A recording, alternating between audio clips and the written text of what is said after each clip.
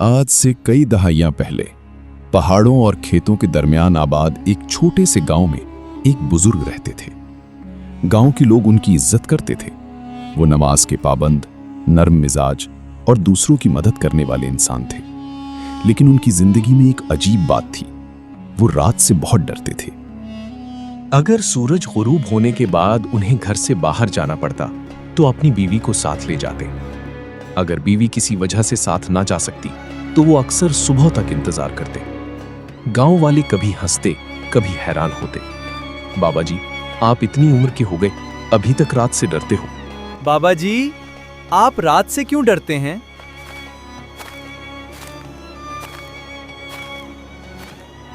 एक दिन गांव में एक मुसाफिर दरवेश आया। उसके चेहरे पर अजीब सी रोशनी थी। लोग उसके पास दुआएं करवाने और नसीहत सुनने आते थे। बुजुर्ग भी उससे मिलने पहुंचे। काफी देर गुफ्तगू होती रही।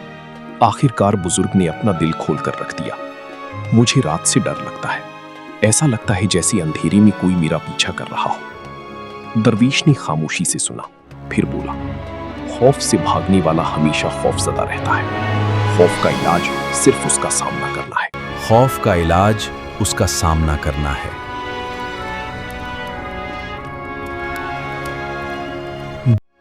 ये जुमला बुजुर्ग के दिल में उतर गया। दरवेश ने उन्हें एक रूहानी वजीफा बताया, साथ ही सख्त ताकीद की। इस अमल का मकसद सिर्फ अपने नफ्स और खौफ पर काबू पाना है।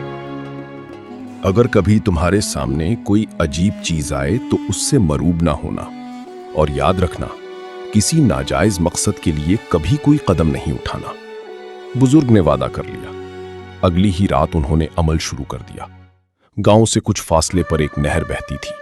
रात के वक्त वहां मुकम्मल खामोशी छा जाती, सिर्फ पानी के बहने की आवाज सुनाई देती। आधी रात को जब पूरा गांव सो जाता, बुजुर्ग वुजू करते और तन्हा नहर की तरफ रवाना हो जाते।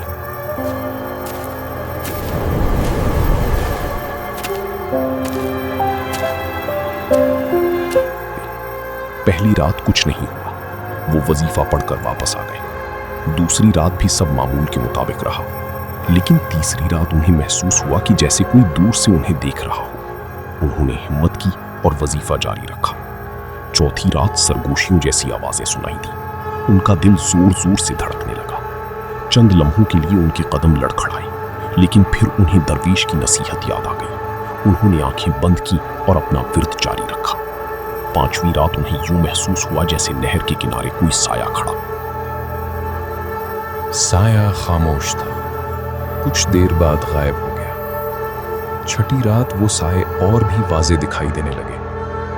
आम इंसान होता तो शायद भाग जाता, लेकिन अब वो पहले वाले डरपोक शख्स नहीं रहे थे। उनके अंदर आहिस्ता आहिस्ता हिम्मत पैदा हो रही थी। फिर सातवीं रात एक अजीब वाकया पेश आया। रिवायत के मुताबिक उनके सामने एक पुरस्रार साया नमूदार हुआ। उसने कहा, मैं इस जगह का सरदार हूं। मैं इस जगह का सरदार हूं। अगली रात एक और साया आया।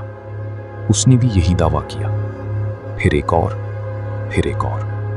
हर बार वो खामोश रहे।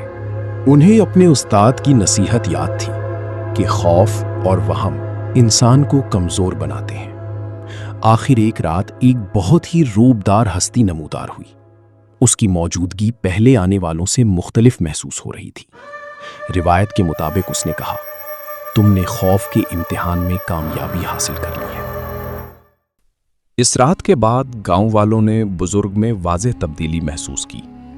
जो शख्स कभी रात को घर से बाहर निकलने से डरता था, अब तन्हा खेतों, रास्तों और नहर के किनारों पर चलता दिखाई देता था। उसके चेहरे पर सुकून और एतमाद नजर आता था। वक्त गुजरता गया, फिर गांव में उनके बारे में अजीब किस्से मशहूर होने लगी। किसी ने कहा कि उन्हें दूर की चीजों का इल्म हो जाता है। किसी ने कहा कि उनकी दुआएं जल्द कबूल होती हैं। किसी ने कहा कि वो मुश्किल में फंसे लोगों की हैरत अंगेज मदद कर देते हैं। एक वाकया सबसे ज्यादा मशहूर हुआ।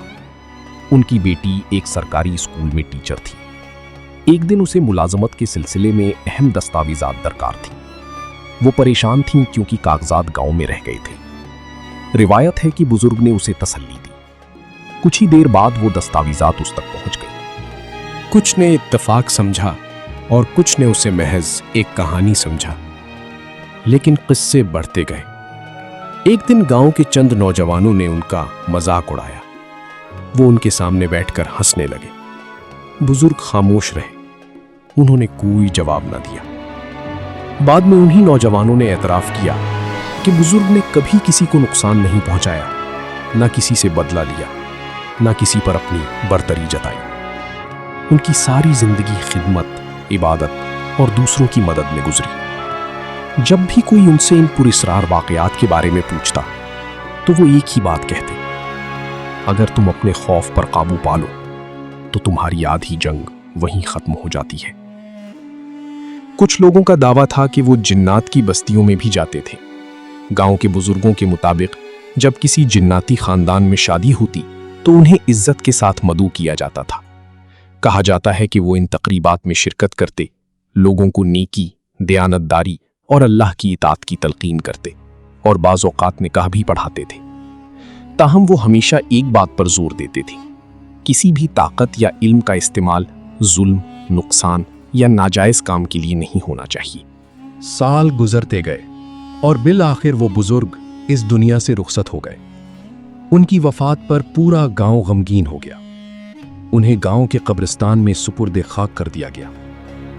लेकिन उनकी वफात के बाद भी उनसे मुताल्लिक किस्से खत्म न हुए। गांव के बुजुर्ग लोग बयान करते हैं कि बाज़ औक़ात रात के पिछले पहर जब कोई शख्स कब्रिस्तान के करीब से गुजरता तो उसे चंद अजनबी चेहरे दिखाई देते जो खामोशी से उनकी कब्र के पास बैठे कुरान पाक की तिलावत कर रहे होते थे। और आज भी जब गांव के बूढ़े लोग उनका जिक्र करते हैं तो यही कहते हैं, असल करामत किसी पोशीदा ताकत में नहीं बल्कि अच्छे अखलाक, मजबूत ईमान, अल्लाह पर भरोसे और मखलूक खुदा की खिदमत में है।